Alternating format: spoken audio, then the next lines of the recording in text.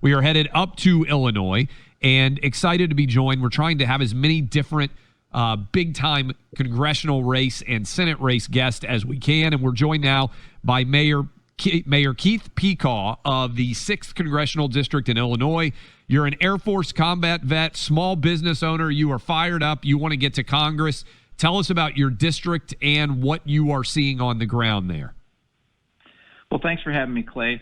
So this district it was remapped in Illinois, and it actually combined the 3rd district and the 6th district, and surprisingly combined 2 Democratic incumbents that were both very far left.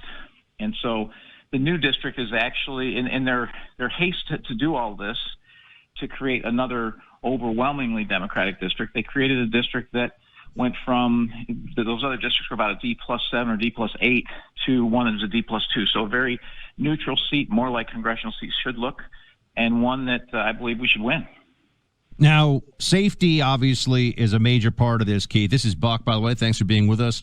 And the issue of crime, law and order is going to be very high up on, well, really in all these races across the nation, especially anywhere near a city. And you have called the Illinois Safety Act the most dangerous law you've ever seen. I mean, it does feel Orwellian that the Safety Act is, in fact, deeply unsafe, is dangerous. Explain to us why that is. Well, thanks, Buck. I'm sorry. This law basically prioritizes criminals over law-abiding citizens and police. And there's several different layers to it. But the first is it's the elimination of cash bail for all offenses. But the only offenses that can be held, there's just a handful of them, like 7 or 8.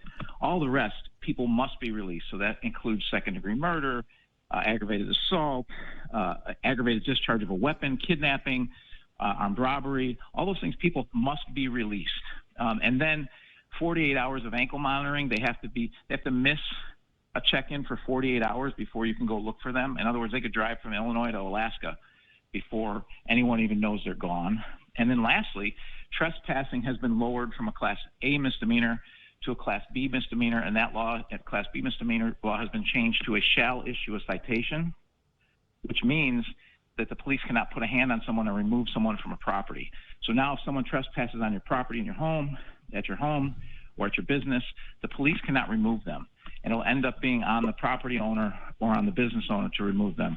And that's going to lead to people taking the law into their own hands and a lot of bad things happening. And Keith, isn't there also, I spoke to a Democrat alderman in the city of Chicago about the rules there, specifically for Chicago PD. And my understanding is now there's a whole range of offenses for which police are not even supposed to give chase. So basically, if someone's like breaking and entering or something and they run away, the cops just have to go, okay, not supposed to drive fast in the car to chase you. I think those are Chicago rules. I didn't see any rule. I'm not aware of any rules in there that says we can't chase, that you can't be chased. No, this isn't statewide. This is specific to the city of Chicago. But just to illustrate the insanity of some of these positions, you've heard of that too. Oh, for sure. That's definitely a Chicago position, and the crime that's happening in Chicago. I mean, I'm a mayor in Cook County, about 15 miles from the city of Chicago, and there's no question that those criminals are moving their way into the suburbs because they feel emboldened.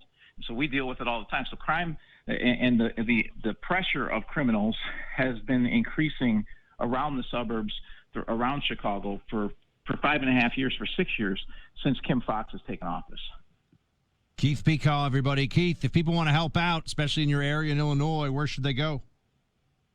They should go to keithpecaw.com. That's PEKAU.com, and they can help out and push us over the edge for next Tuesday. Keith, good luck to you, man. We hope you pull it out. Thanks for being with us. Thank you very much. I appreciate it, Buck.